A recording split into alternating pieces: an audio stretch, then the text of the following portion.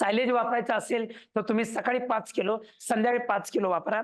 आणि त्याचबरोबर जास्तीत जास्त वापरायचं असेल एका वेळी 7.5 किलो सकाळी, 7.5 किलो संध्याकाळी, म्हणजे कमीत कमी 10 किलो, जास्तीत जास्त 15 किलो. आता तुम्ही म्हणणार मुरघास वापरताना हिरवी वैरण वापरायचं काय?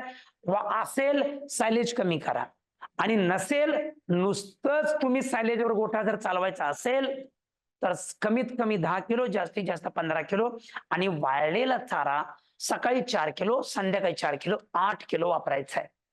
आणि ते काय करा, मी जसं TMR सांगितलं तसं. समजा तुमच्याकडे 10 जनावर आहेत, तर सकाळी 7.5 किलोनं काय करा, 70-75 किलो खालच्या बाजूला पसरा.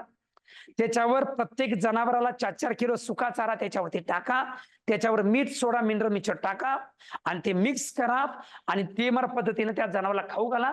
दुधाचा वास अजिबात येणार नाही.